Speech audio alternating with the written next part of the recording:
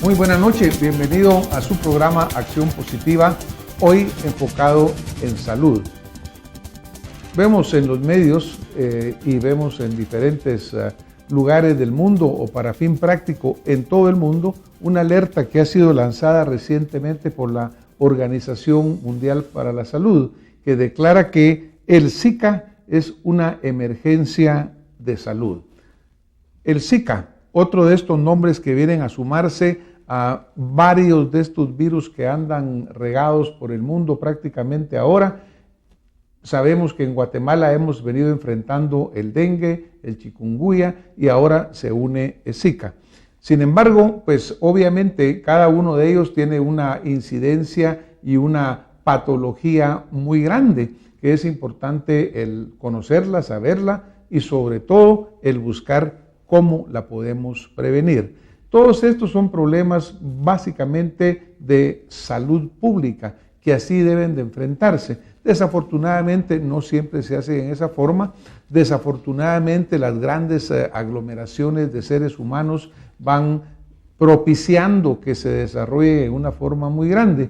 Pero como que cada vez vemos que son más estos vectores que están apareciendo y cada vez como que se vuelve más difícil el prevenirlos si no se tiene la infraestructura necesaria y los planes para ello. Nuestro invitado de esta noche es el doctor Arturo Sánchez López, quien es un epidemiólogo quien ha estado ya en este programa y que es experto en prevención de la diseminación de todas estas enfermedades provocadas por estos vectores. Arturo, bienvenido a tu programa Acción Positiva, porque ya has estado aquí muchas veces y ya pues eres de la casa. Muchísimas gracias, Francisco. Como siempre es un verdadero gusto poder compartir con el público, con la audiencia, para intentar esta vez informar un poco más ante todo el aspecto de prevención y de la lucha contra el vector, o sea, el mosquito que transmite estas enfermedades. Cuando se escuchan estos nombres, ¿verdad? El dengue, pues ya estamos muy acostumbrados a él. El chikungunya hasta cuesta pronunciarlo para mucha gente, pero ahora de repente aparece Zika y aparece de repente por todos lados y empieza a sonar la OMS, la OPS, incluso el Centro para Control de Enfermedades Contagiosas de Estados Unidos. En Guatemala y en otros muchos países, las embajadas han enviado información a sus ciudadanos sobre medidas necesarias para la prevención, porque verdaderamente es extraordinario en esta época en que vivimos que una persona puede estar desayunando en la mañana en la India y cenando en la noche al otro lado del mundo. Entonces la diseminación es muy grande. Pero cuéntanos un poquito de este virus Zika, ¿de dónde viene? Claro. ¿Qué es? En realidad el virus Zika se aisló por primera vez en Uganda en 1947 en un tipo de monos que se llama rhesus, que son específicamente monos que se usan para la investigación inclusive de la vacuna de malaria. En 1952 se aísla por primera vez el virus en humanos a través de estudios serológicos en Uganda y Tanzania. Ya para el 68 se logra aislar el virus, imagínate cuántos años habían pasado, ya se logra aislar el virus en un ser humano en Nigeria, y en el 2007 se da el primer brote de la enfermedad, aproximadamente unos 10,000 casos en la isla de Yap, en la Micronesia, y luego este brote se extendió a la Polinesia Francesa. El 3 de marzo del 2014 aparece el primer caso autóctono aquí en América Latina, en la isla de Pascua, en Chile, y en el 2015 aparece una gran cantidad de casos en Brasil, ¿verdad? Cuando tú dices, para ilustración de nuestra audiencia, el primer caso autóctono, sí. ¿Qué es lo que específicamente quiere decir que es un caso que no fue importado? Estas enfermedades necesitan dos elementos. Uno, el mosquito Aedes aegypti, que sea de paso es un mosquito del género Flavivirus, es un arbovirus, que no solo transmite el Zika, transmite dengue, chikungunya, fiebre amarilla, y necesitan una persona infectada. Cuando esa persona infectada viaja de un país a otro y se le diagnostica, eso se llama un caso importado. Pero cuando la persona es infectada directamente en el lugar porque ya hay mosquitos infectados, es un caso autóctono. O sea que si ponemos que en la isla de Pascua, porque de acuerdo a los últimos reportes que ha publicado OPS, OMS, aparentemente en Chile continental no habían aparecido casos. Es correcto. Sino que los casos aparecieron en la isla de Pascua. Así es. Ahora, ¿cómo se explica que haya habido mosquitos contaminados ahí? Es muy simple, lo que se necesita es la presencia de un individuo infectado y de mosquitos sanos.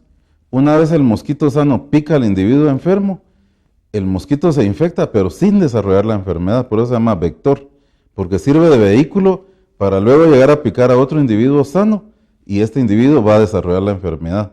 Ese caso ya no es un caso importado, sino es un caso autóctono. Claro, y luego pues se menciona que obviamente esto fue en el 2014 que tú mencionas, y luego en el norte de Brasil pues empiezan a aparecer una gran cantidad de casos. En 6 estados, sí, de Brasil hay un brote explosivo, ¿verdad? Que es lo característico de estas enfermedades, con el agregado que empiezan a aparecer casos de microcefalia en niños, de madres que obviamente habían sido infectadas por el mosquito durante el embarazo.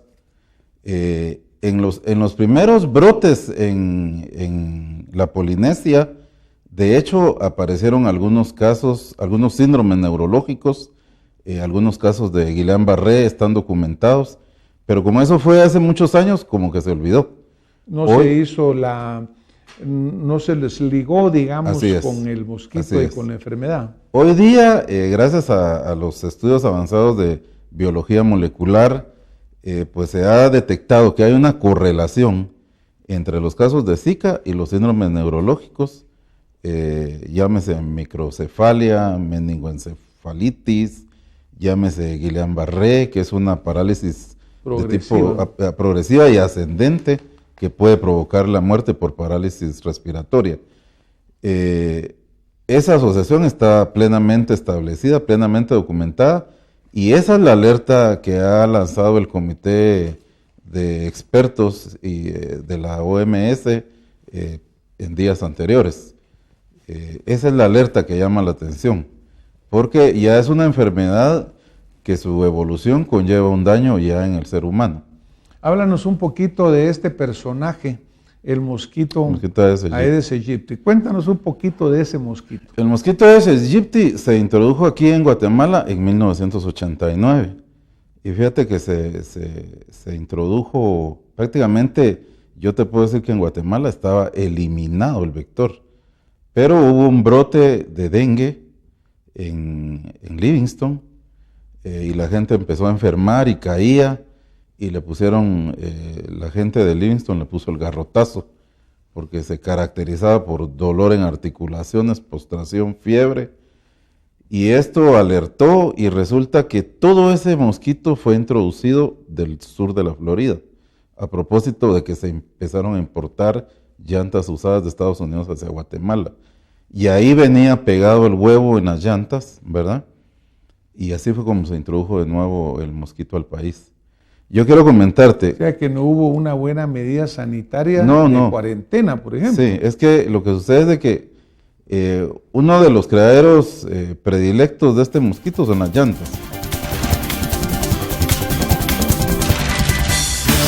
El cole, lonchera, la ref, el recreo, el picnic, el parque, la cena, ensalada, los panes, los cuates, las mixtas están listas, amigos y el gol, el hot dog. Bremen está en todo. Si es con Bremen, sí. Uno de los criaderos predilectos de este mosquito son las llantas. El huevo se adhiere a la llanta y ese huevo puede permanecer hasta un año, está documentado, prácticamente inerte, y tú le aplicas al año un poco de agua y eclosiona, ¿verdad? Ese huevo se transforma en pupa, ¿verdad? En larva, pupa y luego en mosquito adulta. Eso fue lo que sucedió. Entonces, realmente Aedes aegypti ha habido desde hace muchísimos años en el sur de la Florida. Y de hecho ellos han tenido brotes de dengue y han tenido brotes del virus del oeste del Nilo también. Pero regresando al tema, se introduce el huevo y por ende el mosquito, y bastó para que entrara alguna persona con virus de dengue al país, y eso hizo que se empezara a propagar. Ahora, fíjate que de 1989 a la fecha, el mosquito es muy hábil, es muy inteligente y ha tenido una serie de cambios que han permitido su adaptación al medio ambiente. Por ejemplo, en aquella época se hablaba que era... Va mutando, digamos, sí, modifica su DNA. Era eminentemente urbano, ¿verdad? Los brotes de dengue eran urbanos. Y eso hoy día ya no es cierto, los brotes son urbanos, rurales. Se decía que era su predilección aguas claras, agua de pila, agua de tonel. Hoy día eso también ya no es cierto, porque le gustan las aguas claras y las semiclaras. Nosotros teníamos mapeado el vector y prácticamente el vector aparecía en poblaciones de 1.200 metros sobre el nivel del mar. Eso hoy es también una utopía porque podemos encontrarlo en Huehuetenango, en departamentos altos y fríos. Prácticamente hay Aedes aegypti en todo el país y en todos los departamentos. Bueno, eso es obviamente muy serio, ¿no? Porque el mismo transmite el dengue, chikungunya, transmite la fiebre amarilla urbana, se decía, sí, y transmite también ahora el virus del Zika. Sí. Es un mosquito entre 5 y 7 milímetros de correcto. Tamaño, que vive como más o menos casi 10, 12 meses, entiendo, ¿no? Sí, sí, sí. O sea que tiene una longevidad, digamos. Y tiene una característica muy especial, que alrededor de sus patas traseras tiene unos anillos blancos, ¿verdad? Eso lo hacen típico y característico. Y la actividad es evidentemente de predilección intradomiciliar, aunque ahora ha cambiado. También su predilección puede ser en el peridomicilio. Te puedo decir de que es un mosquito que pica en el inicio de la mañana y al final de la tarde es su máxima actividad. Y la que pica es la hembra, no el macho. El macho se alimenta de néctares, pero la hembra, su predilección es la sangre y de preferencia que sea humana. Entonces, todo eso hace que los brotes de dengue o donde el vector participa sean difíciles de controlar, porque prácticamente es el individuo el que le abrió la puerta al mosquito. El mosquito siempre estuvo, pero se fue haciendo cada vez más domiciliario, porque el ser humano le brindó las condiciones.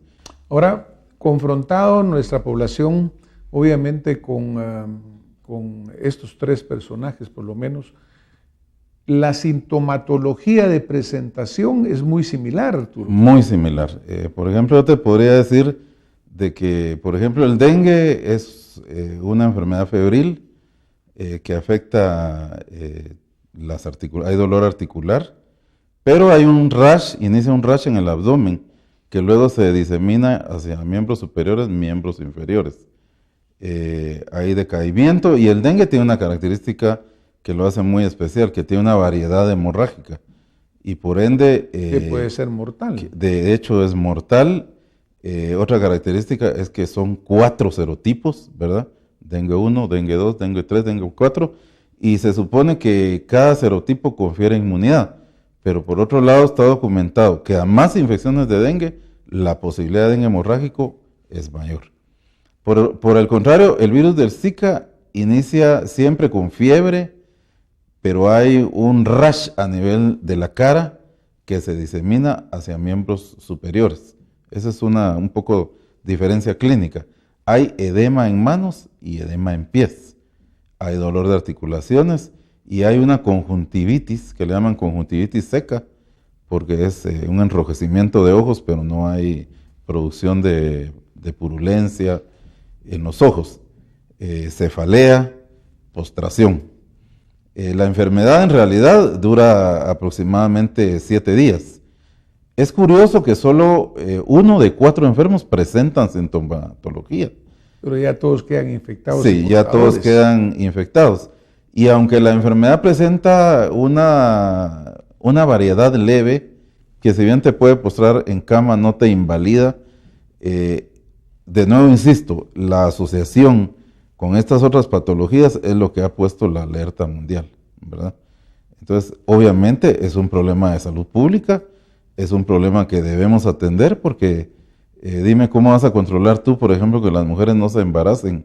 Claro. Es imposible. Claro, pues eso te quería mencionar, de que obviamente, pues en alguna forma se describe que Zika es hasta un poco más benigno que dengue, por ejemplo, o el dengue hemorrágico, sí, que es puede ser mortal. Pero que el peligro va caminando hacia el hecho de que puede desarrollarse microcefalias y problemas como Guillain-Barré, que tú mencionabas, que son las que pueden afectar. Ahora... Y hay una característica muy importante que no quiero dejar pasar por alto, y es el hecho de que el virus Zika presenta dos cepas, una africana y una asiática. Y la asiática es la que principalmente ha demostrado toda esta sintomatología neurológica, problemas genéticos y problemas inmunes, ¿verdad? Arturo, en este momento, ¿cuántos casos tenemos diagnosticados ya en Guatemala? Pues diagnosticados hay alrededor de 105 casos, según el último reporte de vigilancia epidemiológica del Ministerio de Salud Pública. Pero obviamente eso es solo la punta del iceberg, es realmente solo... Hay subdiagnóstico. Sí, siempre en estas enfermedades hay una cantidad de subdiagnóstico porque muchas personas no acuden al centro de salud, como la enfermedad es benigna y pasa, se quedan en casa, a menos que haya una complicación. Entonces hay un gran número de pacientes que no son reportados en el sistema de vigilancia tradicional. ¿Y cómo se hace el diagnóstico? ¿Existen pruebas específicas de laboratorio para hacer el diagnóstico? Inicialmente es la clínica, entonces debe haber presencia del mosquito, debe haber presencia de más de un caso. Normalmente no se presentan nunca estos casos en forma aislada, siempre va a haber uno o más casos en la comunidad. Luego, lo ideal es que durante los primeros 5 a 7 días se tome una muestra de sangre para lograr el aislamiento del virus. Y también se hacen pruebas serológicas, PCR en tiempo real o ELISA, eso nos da titulaciones de anticuerpos específicos para Zika y así es como uno hace el diagnóstico, ¿verdad? Una pregunta, Arturo, como en otras oportunidades que hemos estado contigo, desafortunadamente pues siempre ha resaltado el hecho de que las carencias que tiene nuestro sistema de salud. Tenemos la capacidad a nivel amplio, no a nivel central, pero sí a nivel amplio. Una persona que vive en una comunidad que su único lugar donde se puede acercar es al puesto o centro de salud, ¿están capacitados para hacer estos diagnósticos, para tomar las muestras o para referirlas? ¿Cómo funciona? Yo creo que sí, desde el punto del aspecto de vigilancia y de toma de muestra, creo que sí, porque realmente el dengue y luego el chikungunya han alertado al Sistema Nacional de Salud. Hay normas, hay guías de vigilancia.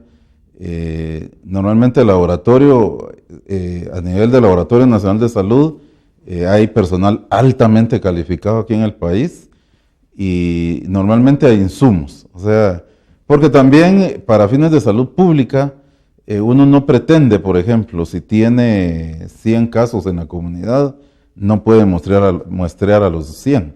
O sea, se pretende mostrar una pequeña cantidad solo para indicar que realmente es el virus el que está circulando. Eso es lo que nos interesa. Por aquello que tú mencionas que no hay casos aislados, sino que son como que... Exactamente. El cole, lonchera, la ref, el recreo, el picnic, el parque, la cena, ensalada, los panes, los cuates, las mixtas están listas, amigos y el gol, el hot dog. Bremen está en todo. Si es con Bremen, sí.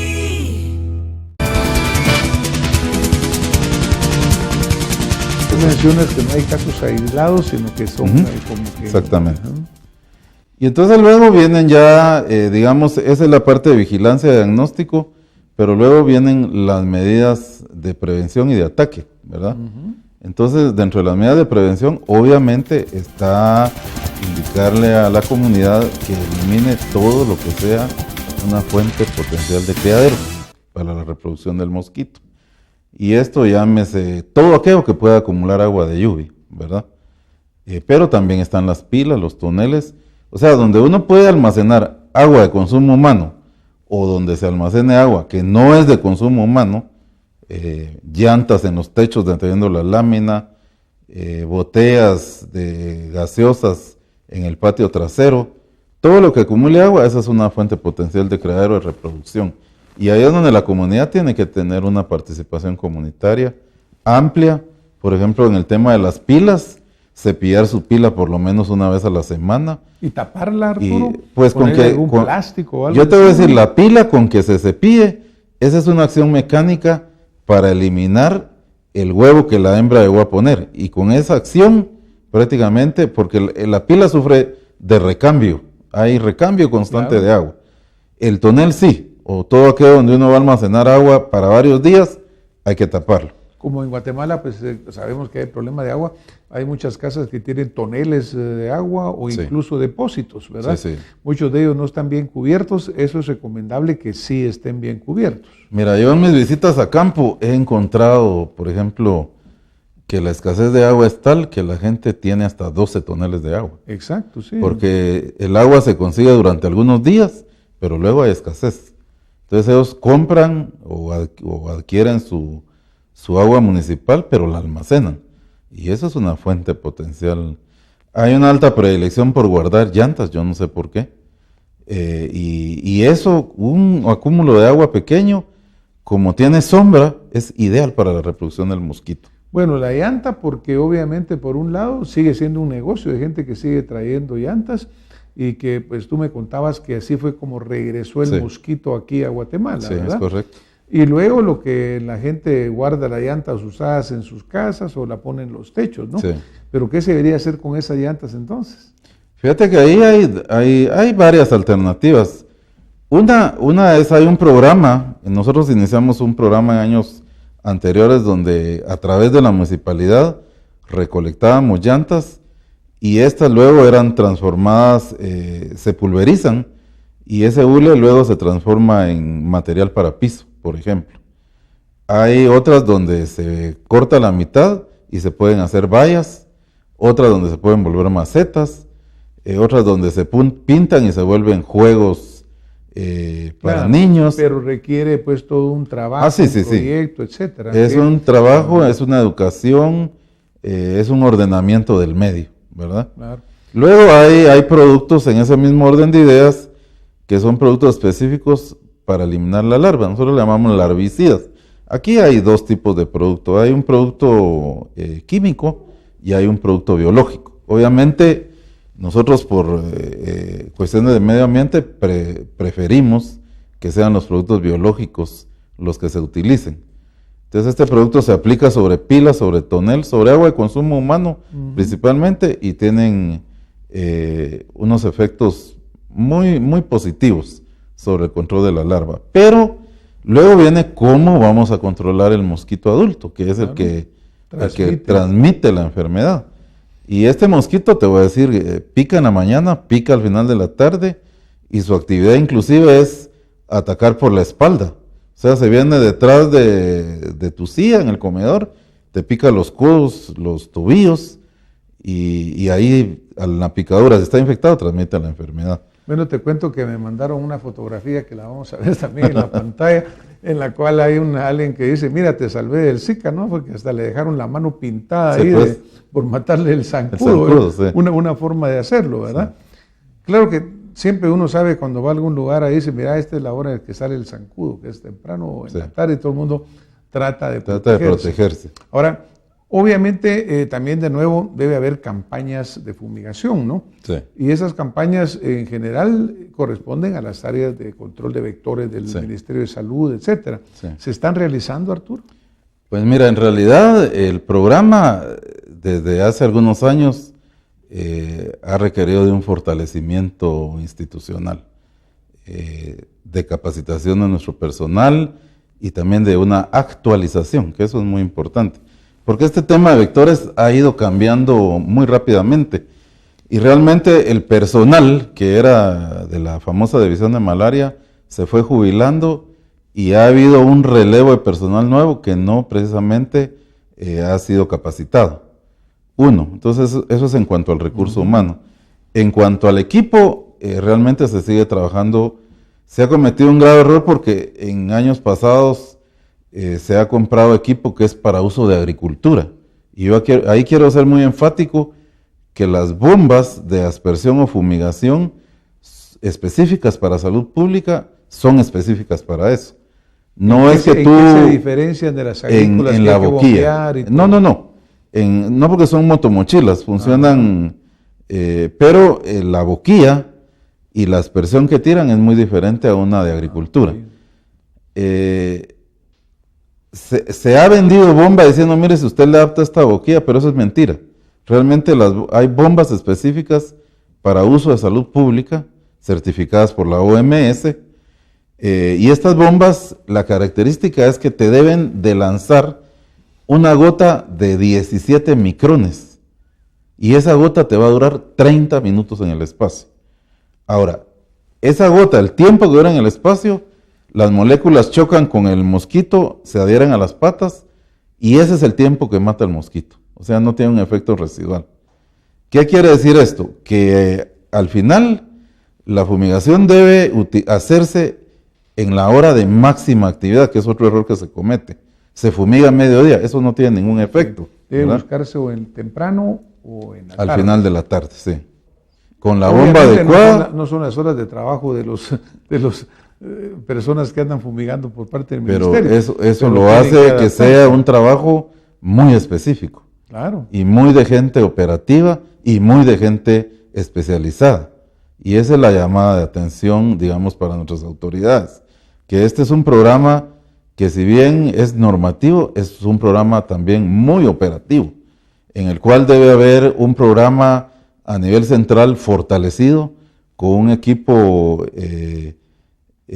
con capacidad para movilizarse, para supervisar este trabajo que es tan específico, para monitorearlo, ¿ya? Y ante todo para revisar que la normativa se esté cumpliendo a nivel operativo en las áreas de salud. Arturo, rápidamente, porque aquí quisiéramos seguir hablando de un tema pues tan interesante y de tanto interés para la población. Con lo que estamos fumigando actualmente, hablábamos contigo, por ejemplo, que se usa un piretroide, pero que se ha usado por 20 años. 30 años, diría. 30, y entonces eso no se ha actualizado y también podría ser causa de resistencias. Es correcto, es decir, hay que estar haciendo periódicamente pruebas de susceptibilidad frente a los mosquitos, pruebas de susceptibilidad frente a la larva, para ver si los productos realmente son 100% efectivos. 1, 2, si tienen aceptabilidad de la población, es otra cosa muy importante, ¿verdad? Y 3, el costo-beneficio. Claro. Bueno, Arturo, pues estamos ya muy cercanos a que vayamos terminando este programa. Me gustaría que me dejaras tú cuál sería el mensaje más importante que dejarle a las autoridades encargadas y al pueblo de Guatemala, que sufre el proceso. Yo empezaría, Francisco, por el pueblo de Guatemala, porque la población juega un papel muy importante en la lucha contra el vector. Si no hay una plena participación comunitaria y no hay un cambio conductual de la población, muy poco se puede alcanzar. Y lo otro es para el Ministerio de Salud. Recordarles que la carga de estas enfermedades no es exclusivamente el Ministerio de Salud.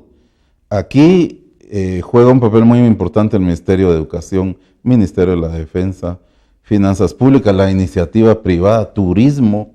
Entonces, el llamado a atención es para que se reactive la Comisión Nacional de Dengue y sobre ese marco se atiendan estas enfermedades que son transmitidas por el Aedes aegypti. Hay un acuerdo ministerial ahí que ampara el convocar a todas las instituciones que están involucradas en el tema, y ese es el éxito de la lucha. Arturo, muchísimas gracias por ilustrar a nuestra audiencia esta noche.